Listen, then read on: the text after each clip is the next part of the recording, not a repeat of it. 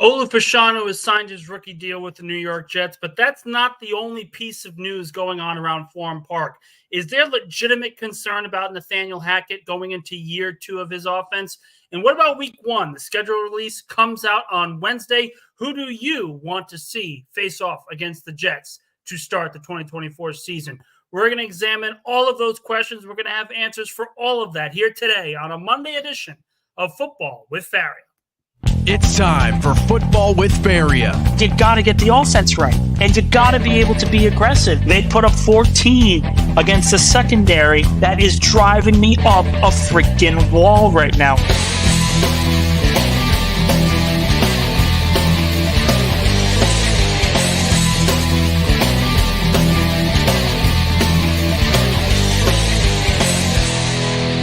Now here's your host, Nick Faria. Alrighty, Monday edition, a little cloudy here in Bayside, New York.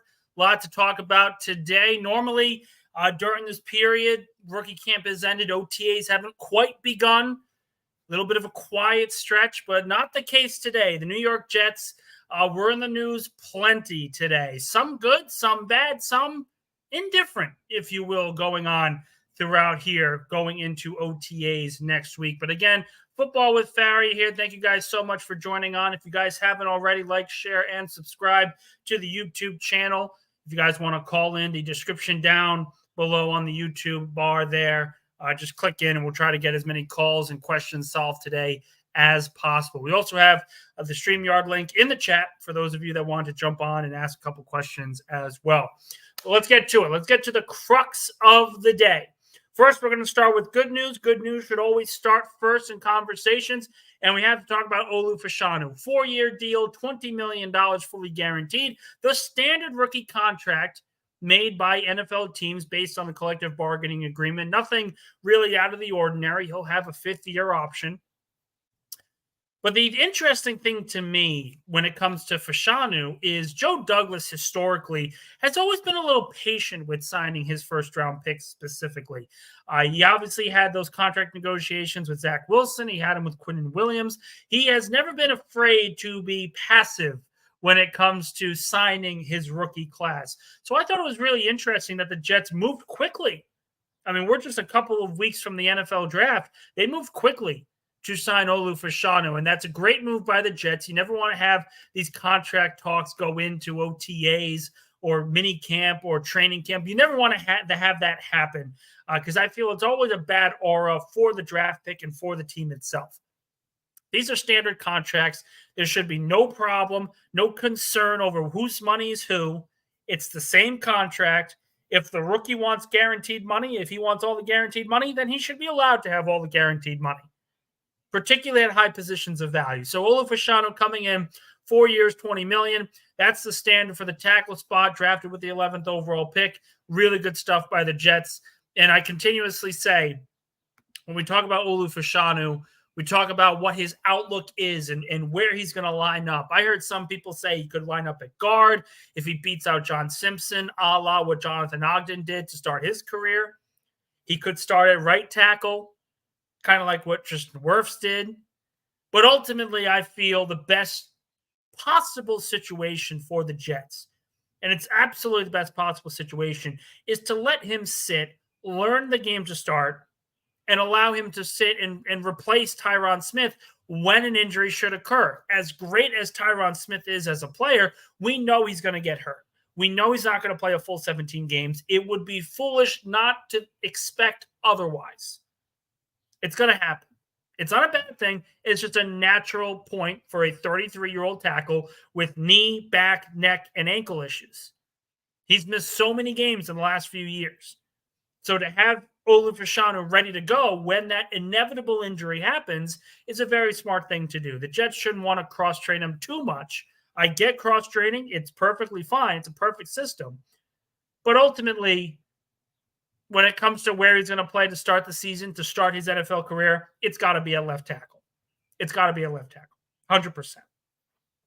So we're on to quickly talk about Olu Fashanu, but let's get to some of the crux of the stories here today. There was a report out by Connor Hughes of SNY. If you guys haven't seen it already, check it out. He answered in a mailbag about some questions and concerns for Jet fans and Giant fans specifically. And Connor Hughes kind of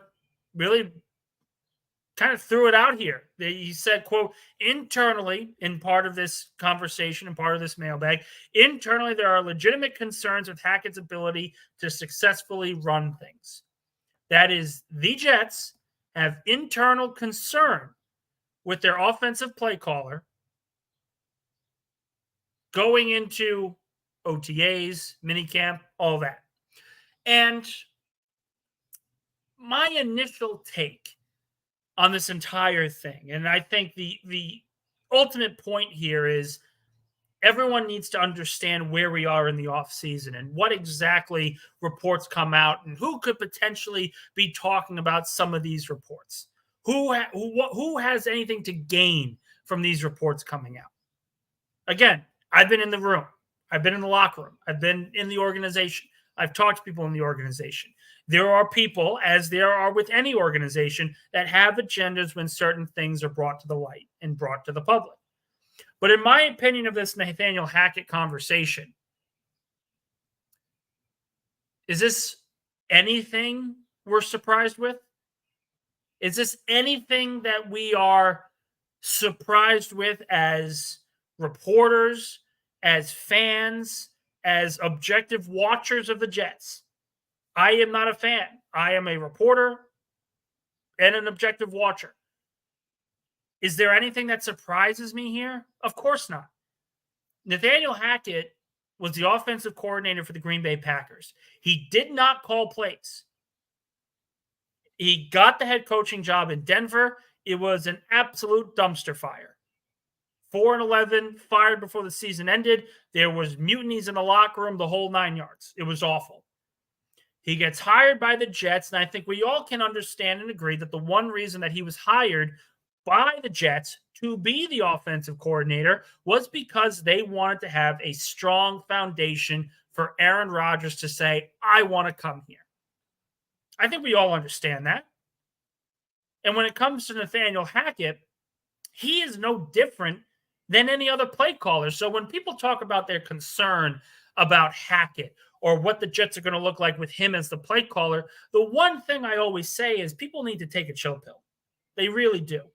Because you have play calling head coaches that do not work out. You have coaches that don't call plays that work out and don't work out. There's always a strong balance. But you want to know the difference and you want to know the common theme, the true reality of coaching staffs nowadays. It doesn't matter. It doesn't matter. Whatever Nathaniel Hackett calls at the line of scrimmage does not matter. Because when you have a veteran quarterback, a 4-time NFL MVP, it doesn't matter who the play caller is. Put it this way, and to give us sort of a comparison, Andy Reid, for 20 years in his career, was labeled as a head coach that could not win the big one. Whatever happened in the playoffs, he would find a way to screw up consistently. 2001, 2002, 2003, 2004, 2006, 2008, 2010. Then he got fired after 2 years. Then it was 2014. Then it was 2013. Then it was 2018. He was consistently a head coach that could not win the big one. Could not get his team in the right mindset, call the right plays needed in order to win a Super Bowl. What changed? He had the best quarterback in football. He developed the best quarterback in football. Another prime example, part of another Andy Reid disciple, Doug Peterson. Doug Peterson was the play caller in Philadelphia. He was the play caller when they won Super Bowl 52. And he was seen as this really, really strong play caller overall. He could win with Carson Wentz, and he won with Nick Foles. And when you win with two different quarterbacks, that's a feather in your cap. And then he went to Jacksonville, and he won a playoff game his first year with Trevor Lawrence. And now he's on the hot seat. Yeah, Doug Peterson's on the hot seat because they had an absolute collapse to end the season, the Jaguars did. And people will say, well, the Jaguars, the roster's not that good. The roster's this, the roster's that. And yes, that is exactly my point. It doesn't matter who the play caller is, because if the roster is strong enough, they're going to dominate. The team will dominate. The 2017 Eagles did nothing different than what the Kansas City Chiefs did in 2019. They overwhelmed people, not by scheme, but by talent. It was talent that overwhelmed teams in 2022 in Philadelphia. It wasn't scheme. They had two of the best receivers in football, a quarterback playing a top 5 level, a defense that was ranked in the top 3 in almost every single category, and the best offensive line in football. Talent will 100% win, particularly if you are worried about your play caller or head coach. So while I understand Connor's point on, oh, you can't rely on Aaron Rodgers to do everything, this isn't basketball. The quarterback position is like basketball. The quarterback position has the most pressure on them than any other position in sports, than any other position in the game. He is the guy that when a play is bad, he has to audible. He has to adjust what he's seeing to the defense that's giving him. And Aaron Rodgers is the best at it. He's absolutely the best at it. So if there's concern about Nathaniel Hackett, the one thing I'll say is who cares? Yeah, they wanted to have a legitimate offensive play caller, someone to replace Hackett, but keep him in the building to make Aaron happy. But ultimately, does it really matter? You have a top receiver in the game, a top running back in the game, a top all-time quarterback, an improved offensive line, and a top 5 defense in this league. If injuries do not happen, the Jets are going to the playoffs as the AFC East champion. They have more talent than the Dolphins. They have more talent than the Bills. Objectively, every position. They have the better offensive line. They have the better defensive line. They have the better secondary. What are we looking at? What are we arguing? When healthy, the Jets are going to win the AFC East. And it does not matter if Nathaniel Hackett is calling the plays or not. Because we have seen historically that even when you're a good play caller, if you don't have the quarterback, it does not matter. It doesn't matter. This is my point. And I'm not taking away anything from Connor. Connor has the right to answer those questions. He's more plugged into the organization than I am. But if I'm going to be frank, do I trust Aaron Rodgers to win with Nathaniel Hackett as his play caller than anyone else? And the answer is, of course. The play caller is not going to matter this much. People will look and say, well, look at Philadelphia last year. Look at the drop in production with Jalen Hurts and Shane Steichen, and then Jalen Hurts and Brian Johnson. And all of that is fair. But you know what else is fair? Philadelphia last year, what did they go through? They went through the toughest schedule in the game consistently every single week. They went through one of the toughest schedules in football last year. And their defense was atrocious. Absolutely atrocious. They were ranked at the bottom in almost every category. Tackling, against the pass, against the run, it just didn't matter. They were awful as a defense. And people will look and say, well, the play calling lost the Eagles some of these games. And again, I say, I don't think that's really the right way to put it. Play calling can only do so much. When you have supreme talent, like the Jets do, Nathaniel Hackett's not going to matter. As long as Aaron Rodgers is the quarterback. When Aaron Rodgers is the quarterback, all you need to worry about is making sure everyone is healthy. Because you're winning 12 games at minimum. At minimum. Look at the schedule. And we're going to get to in a little bit of who you want to play week one. We're going to get to those conversations. But Aaron Rodgers as a quarterback has consistently gotten his team to the playoffs, and he's had lesser talent around him when he's done it. He's playing in an AFC East that is a lot weaker than it has been in recent years. He has a top 5 defense to his credit. He has a number 1 wide receiver, a number 1 running back, and multiple other receiving options, along with an improved offensive line that statistically and analytically is supposed to rank in the top 10 this season. And I'm supposed to worry about Nathaniel Hackett? It's just not going to matter. Nathaniel Hackett may be the Achilles heel of the Jets this season. He may be the one thing that keeps them away from the Super Bowl. But that's why you have a top defense. That's why you have a 4-time NFL MVP as your signal caller. It's not going to matter, particularly when your quarterback, your signal caller, is 40 years old, one of the smartest quarterbacks in NFL history, and still has a very live arm. Look at the videos. Rodgers looks good.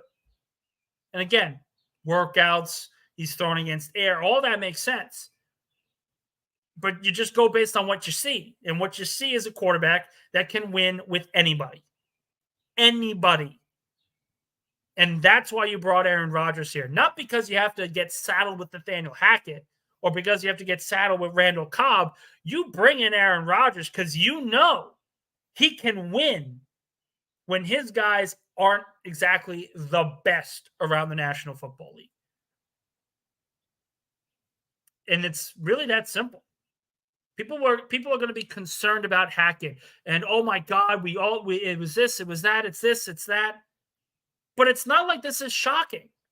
The Jets' offense last season was one of the worst in NFL history in third down and red zone efficiency. We know how bad it was. When they tried to run, they couldn't run. When they tried to throw, they couldn't throw. Whether it be by incompetent quarterback play or an offensive line that was just giving up pressures left and right.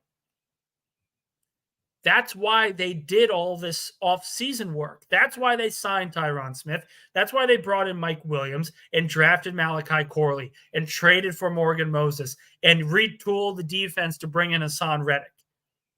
They made all these moves. The Jets did all this stuff in the offseason to make sure that this is essentially idiot-proof. This is idiot-proof to the nth degree. You cannot mess this up. There's too much talent to screw this up. Just go out, overwhelm your opponent, and take the W.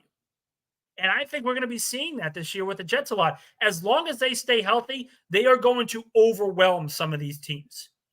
Completely overwhelm them. I look at the Pittsburgh Steelers, the Denver Broncos, teams that could compete for a playoff spot, the Minnesota Vikings. These teams that aren't exactly Super Bowl contenders, but they're pretty good. They could make the playoffs. And the Jets are going to overwhelm them. They are going to overwhelm teams. There's just too much talent not to. It is full-on idiot-proof. Joe Douglas has built an exact roster that cannot be screwed up if everyone's 100%, as is the normal question. And people will say, well, it's a big if because all these players are potentially hurt and everything else. And yeah, they said that about the 2022 Eagles. And they said that about the Chiefs and the Bills and the Patriots. If Tom Brady went down at any point during the dynasty run, what happens? Did the Patriots make the playoffs the one year he did? No. Did they have an impressive 11-5 year? Yes. They still didn't make the playoffs. What happens if Patrick Mahomes gets down? Are the Chiefs suddenly going to continue to be a dynasty? Of course not.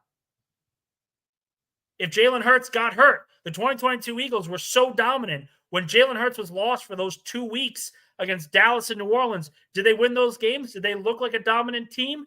No. Because it's always the same argument. Yes, injuries are going to matter. And if healthy, that team is going to be really good.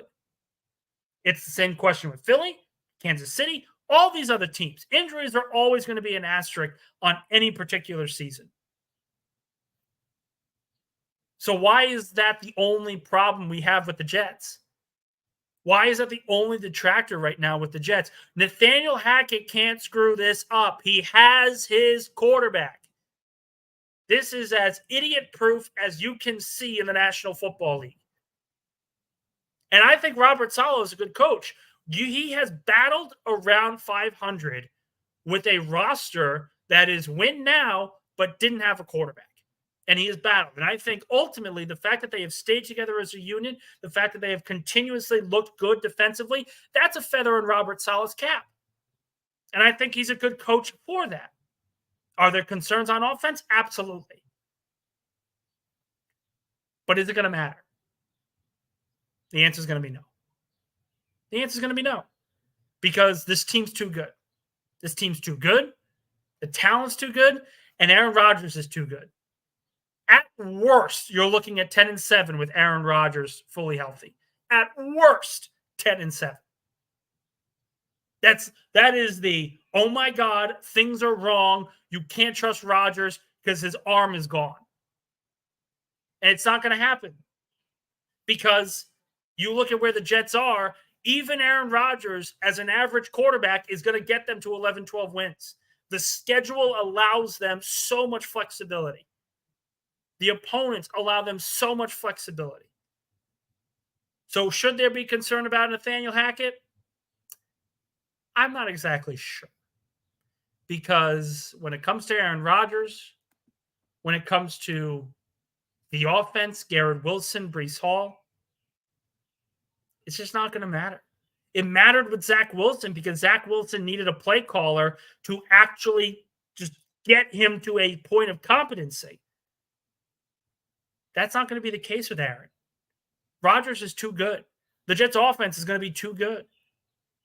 This is a full-on idiot-proof roster because of how dominant they have. They have so many players that are so good in their respective worlds, in their respective roles. This is nuts. We're talking about the Jets. It's a top 10 team in terms of talent. And people are worried about Nathaniel Hackett screwing it up. The only thing he could possibly screw up is if Rodgers goes down. That's the only way. It's the only way. Again, Football with Faria. We're at about the 5:30 mark. I want to make sure everyone has a little bit of time here to jump on. Appreciate all of you guys that have. Make sure you like, share, and subscribe to the YouTube channel. All support is appreciated. I want to make sure I answer some of the questions. And again, if you guys want to call in, link in the YouTube description down below. We try to go through everything as well. We have a question here from Zalek talking about the Connor Hughes report. Nick, of course you're right, but don't you think the reporting is disingenuous? It only exists to stir shit up. I hate that energy. Listen, Connor, even if Connor, I'm trying to think of the right way to word this.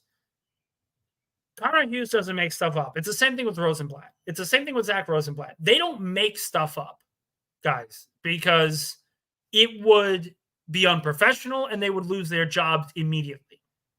That's how quick it is in the industry. If you are lying like that, you get fired. Connor Hughes is one of the more plugged-in people on the Jets beat, as is Zach Rosenblatt. And they've been very nice to me, so I'm never going to say that their reporting is disingenuous. What I will say and what I will question is, okay, some people are talking about the concern that Nathaniel Hackett could have on the Jets offense. Who has the most to gain for that getting out? Who in the Jets has the most to gain with that getting out? That's the bigger question we have to ask. Not of why did Connor put this out, because he has a job to do. If he hears a piece of reporting, if he hears a piece of news, it is his obligation to display that news to the general public. He is not wrong in any of this. He is merely telling us what he has heard inside one Jets drive. In that mindset, I can never question that kind of reporting. And again, I've said this so many times on the show, and I know you guys that have continuously watched, you've heard this over and over again. You guys are probably tired of this. There's the extreme negative and the extreme positive, and I'm not going to be either. When I think this team stinks, I'm going to tell you. When I say I don't like a move, I'm going to tell you. Objectively, when I look at this Nathaniel Hackett report, the only thing I look at it and say, is anyone really surprised? Is anyone really surprised that some in the Jets are concerned about the impact Nathaniel Hackett could have? And then I go back and say, well, wait a minute. Who cares? Is it the play caller's impact only works and only hurts if you don't have your quarterback? That's the only way that it gets affected. It's the only way. And when you have Aaron Rodgers, it doesn't matter. It just doesn't matter. Peyton won a Super Bowl with Gase, Mofer Motivated T. Brady won a Super Bowl with Byron Leftwich. Rodgers can win with Hackett. And again, I completely agree. Adam Gase doesn't have a coaching job in the National Football League now. He got his job because he worked with Peyton Manning. And it lasted all of 4 or 5 years. Tom Brady wins the Super Bowl with Byron Leftwich. Leftwich was a surefire pick to be a head coach after they won that Super Bowl. He chose to come back. He was given play calling duties. Brady retires, and then what happens? Oh, well, they need changes and all these other different things, and he wants a head coaching job, but he didn't get it, so now he's bouncing around different spots. Leftwich may not be a good play caller. Adam Gase is not a good play caller. And you know the difference? They call plays for Super Bowl winning quarterbacks. And we're worried about Nathaniel Hackett. The Denver Broncos defense was one of the best in league history in 2015. They carried Peyton Manning to a Super Bowl when his arm was completely shot. Tom Brady won a Super Bowl with a top defense and 2 dominant receivers. Did Byron Leftwich really have that much of an impact? Probably not. So, while people will look and say, oh, Nick, we have to worry about this and that, and, Hackett's not going to be good enough for us, and he's going to get in the way of the production, and oh my God. It's May 13th, and Aaron Rodgers is your quarterback. There's just not much to worry about, guys. There's just not much to worry about. It's the same thought process I have in Philadelphia with Jalen Hurts. People look at Jalen Hurts, they'll hear what Kellen Moore had to say in his press conference, and they'll look at A.J. Brown and Devontae Smith, and they'll say, well, Nick Sirianni is not a good head coach. And then I look and say, well, Jalen's a top 5, top 10 quarterback, and there's only 2 of them in the NFC right now. Do I trust my quarterback to win most games in this conference? Absolutely. So why am I going to worry about May 13th when people are concerned about my play caller? It's just not going to happen. The Jets are too good statistically. And from a roster perspective, the Jets are too good right now to go anything less than 10-7. It's sorry. If you're looking for someone to panic about Hackett and say it was the biggest mistake on the planet, go somewhere else. It's not going to be me. It's not going to be me. I have another question here from Weil and Book. Nick, how are you when the Jets win the Super Bowl? Will they still be the punching bag amongst the media? No, because they'll have won a Super Bowl. And quite frankly, I'll ask you this, guys, because I think this is an interesting question and an interesting point. Would you consider the Jets the punching bag of the media and not the Dallas Cowboys? The Jets, in my opinion, the way the media covers them, the way they try to get their jokes in, it's more of a pity thing. This team hasn't been to the playoffs in 13 years. What about the Dallas Cowboys? They haven't gotten to the NFC title game in 30 years. 30 years they haven't gotten to the NFC title game. And they are completely ripped apart in the media, more so than the Jets. So while I do think that the media will absolutely lighten up when the Jets eventually win a Super Bowl, I'm just willing to sit there and say I don't think the Jets are the actual punching bag, because there's so many other examples of other teams being far worse punching bags than the Jets. The Jets didn't trade up to the number 1 overall pick to take Bryce Young at quarterback, surround him with nothing, and now you're wondering, is he the biggest first-round overall bust in NFL history? The Jets did not lose as a 2 seed in the playoffs to a 7 seed Packers team that was the youngest team in the playoffs by 20 points. You may think that the Jets are the punching bag. In reality, I don't think that's fully the case. I don't think that's fully the case because there's so many funnier teams to go after. And the Cowboys are at the top of the list. Cowboys are absolutely at the top of the list. I get it. People are upset. People are frustrated. And every single time the Jets lose, someone talks about it. And every single time that happens, people will get frustrated and thinking that everyone goes after you. But that's not always the case. That's not always the case. Motivated T, exactly my point from before talking about Nathaniel Hackett. Byron Leftwich literally won a Super Bowl as an offensive coordinator just a couple of years ago and is not coaching in the NFL. I think he's a quarterback coach somewhere. I do think he has a job. I want to look that up. But again, he's not a head coach. 44 years old. He's not a head coach. Helped win a Super Bowl with Tom Brady. Still not a head coach. Oh, wow. So he's been – so I'm checking this now. I'm making sure I have everything. I want to make sure I'm right here. And, yeah, he was fired in January 19th of 2023, so last season. And we're worried about Nathaniel Hackett? We're worried about Nathaniel Hackett, of all people, when you have Aaron Rodgers as your quarterback?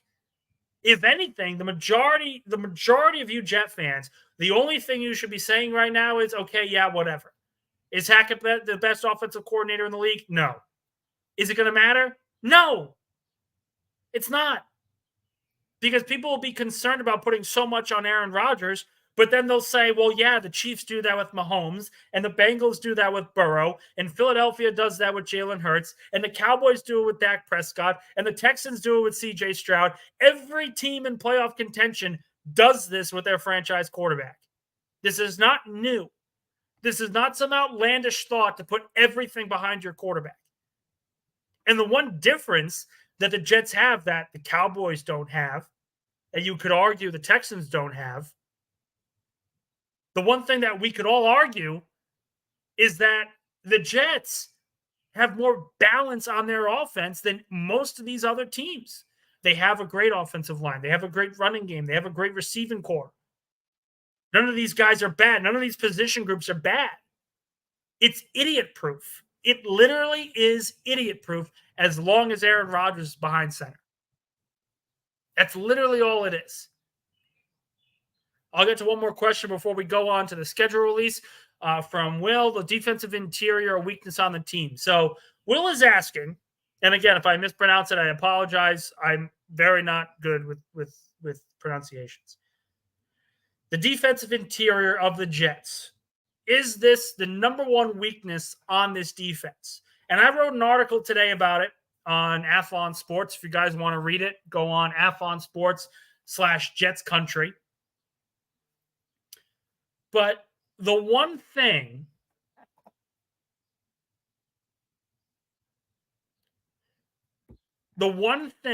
that I think people forget about when we talk about the Jets' run defense. The Jets' run defense last season was not very good. They finished 25th in yards allowed against the run. Most people understand that wasn't good enough for a top 5 defense like they finished. But again, who cares? Who cares? Who gives a crap? Because here's what's going to happen in most of these games. Here's what's going to happen. You have Aaron Rodgers as your quarterback. Look at your opponents in 2024.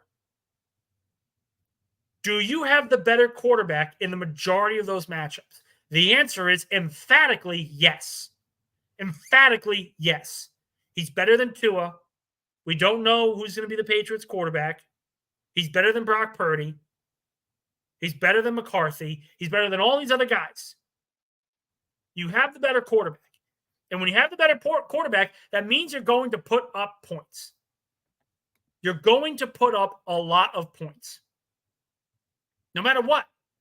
Garrett's going to have a big year. Breece Hall's going to have a big year. Mike Williams, when he's healthy, is going to have a big year.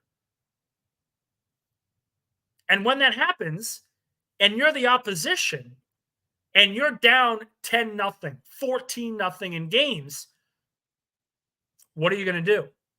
You're not going to run the football. You're going to throw it to try and get back in the game. The running game, the run defense for the Jets is not as big of a... Let me try this again. The run game of the Jets defense is not going to be a major issue this season because their offense is going to be so much better that you're not going to have to worry about the run defense. Teams are going to be losing to the Jets by at least 2 scores in a lot of games. And when they do, you are not going to be running the football when that happens. It's simple mathematics. It's simple football logic. If you're down by 2 scores, you try to get back in the game. You don't get back in the game by running the football. The one impact that you will see this season, Sauce Gardner probably is going to have the most picks he's ever had in an NFL season. You want to talk about a cornerback getting in contention for Defensive Player of the Year? I think Sauce Gardner could be in that conversation. Because, again, if you're worried about the Jets' run defense, you're worried about it when you're not putting up points. Because teams can keep your offense off the field and they can win close games 16-13 or 13-8, as we learned last year. That's not going to happen. Rodgers is a better quarterback at an average pace of Aaron Rodgers is probably top 10 in the National Football League right now. That's how good he is as a quarterback. And when you have a quarterback that's that good, you don't worry about the run defense. You don't worry about it. So while people may be concerned, the real objective answer is who gives a crap? Because if you give up 4 yards a carry and you're up 14-0 in every single game, it's not going to matter. And I saw this firsthand. Take it from me. I saw this firsthand. Philadelphia in 2022, 2 years ago, they were blowing through teams. They had one of the worst run defenses in football. It cost them 2 games in the regular season. They had the worst run defense in football. It got so bad that they brought in Linval Joseph and Ndamukong Suh in free agency. All that stuff. And they still finished 14-3 because they just overwhelmed their opponents. When you have Aaron Rodgers, when you have this kind of talent on your offense, the Jets are going to overwhelm their opponents to a point where their run defense is not going to matter. That is why they traded for Hassan Reddick. That is why they traded away John Myers. It's not going to matter because it just doesn't anymore. You want to be able to run the football effectively, particularly in winter when it gets cold out. But look at the linebackers in the NFL now. These guys aren't 6'6", 250. These guys are shorter, skinnier, and faster. It's that simple. It's that simple. We got a caller on here from Johnny. Johnny, how's everything going, man? What's going on, Nick? How you holding up, man? Same old. Typical stuff. I hear you, man. Hey, So you're excited for the upcoming release? I'm always excited. Any single time there is an NFL story, if there's a highlight, if the NFL Network has a show to be done, I am 100% there to watch it. Schedule release is one of my favorite days of the year. That, the Hall of Fame game, day one of free agency, the Pro Bowl, the whole 9 yards. I say you guys played the Giants' first game and beat the living crap out of them. That's my take, because you guys normally play them towards the end of the season. Well, we're not playing the Giants. We play the Packers week 1. Johnny, Really? get a move on here. That's been announced for a while now. When? When was this announced? This was announced a month ago. Eagles, Packers in Brazil, Friday. Shit, you're right, dude. Nick, what am I doing, man? You talk to me, bro. Tell me I'm fucking up, man. You're angry because the Mets are not playing good baseball. That's what it is. You're a little nervous. The Knicks are on a little bit of a slide. That's all it is. Dude, but at least our Rangers are looking good, bro. Fuck, man. Listen, I'm pissed off. I'm pissed off at the Rangers. I'm gonna tell you why. I'm really pissed off. I covered the Rangers the entire season last year. I was there at every home game. I was there at practice. I didn't do road games because the company I worked for did not pay for travel.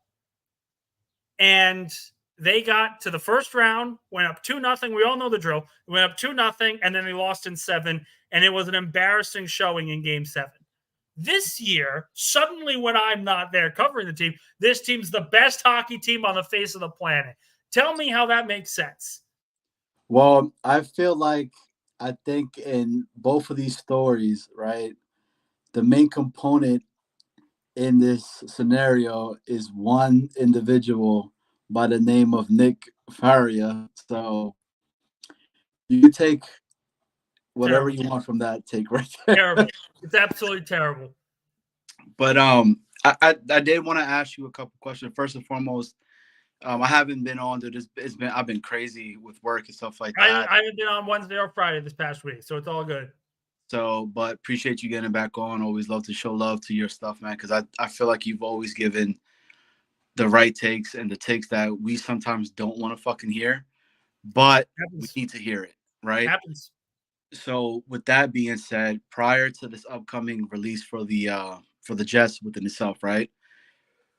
What do you think is going to be maybe I'm not scared of anybody on that actual schedule itself. Yeah. The team that I'm maybe a little bit like this is San Fran, right? Other than that, I feel like we could go almost undefeated. Come on. But this is what I say. I'm not an ultra positive. I'm not the ultra negative. They're not going 17-0. They are not the 07 Patriots where they are just going to walk on the field and teams are going to shit themselves before the ball was kicked off. Not going to happen. Not going to happen.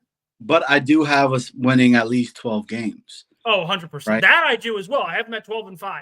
I still have them at 12-5, no matter what the schedule looks like. So I do have them that, and potentially depending upon if everybody's healthy as well, I mean, maybe 13, 14. Like that's how the team can be. But with that being itself, right? And I was on another show a couple of days ago and everything, and then I was also speaking with our guy Dano in regards of some of the room. Now, this is the first time that the Jets are truly going into a season where we're so stacked on everything that at this point we're nitpicking at some of the positions. Would you say that the linebacking core, because I know you're one of the guys that is high on Sherwood, right? Very, very high. I think he's a replacement for Mosley. I really do. But after those individuals, like I'm knocking on wood because we've had no issues with our defense other than the whole Chuck Clark thing that occurred last year and whatnot. Mm-hmm. Would you say that would be an area that we should be kind of cautious because we lose a Quincy, we lose a CJ, then we are with Sherwood, who would be able to go ahead and help out after that? Wanted to get your take on that. Yeah, so I actually brought this up. I think it was a week ago. And I'm going to leave you on here because because I know you mentioned another question.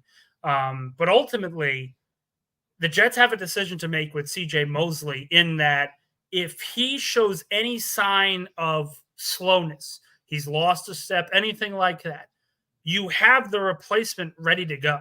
And you should not be worried about going to Sherwood at the Mike linebacker spot to replace Mosley in that position, because Sherwood was a highly rated linebacker last year. It wasn't like he just walked on the field and in 2 plays he was solid and you got to see what's going to happen. He was a highly rated linebacker at his position. He deserves more time, and he's probably going to get it if Mosley is not that good. Okay.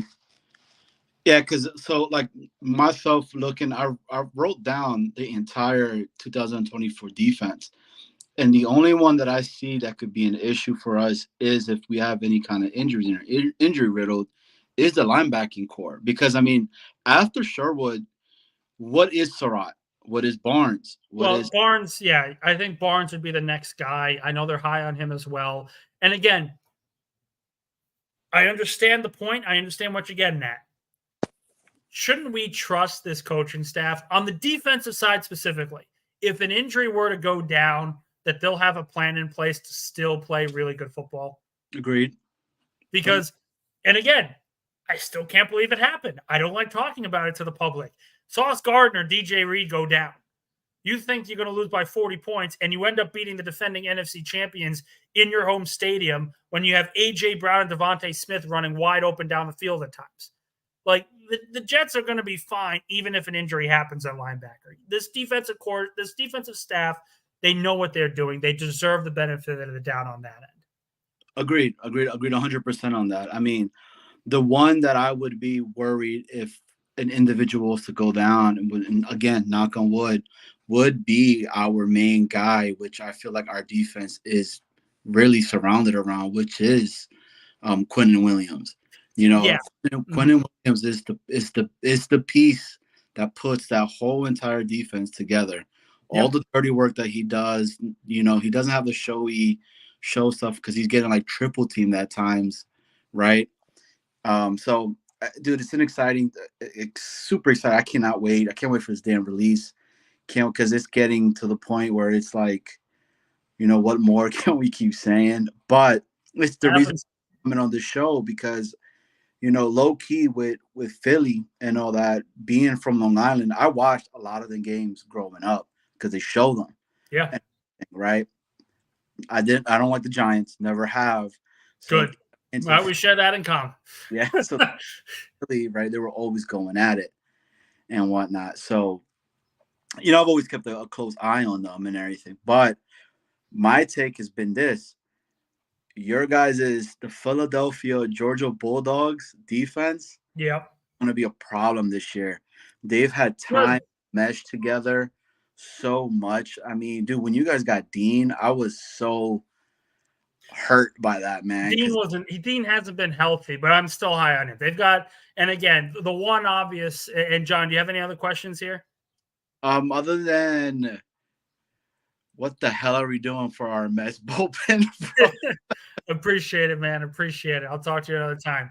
But as Johnny was saying, so Nakobe Dean, really good linebacker. I think he's going to develop into a really good one with Vic Fangio.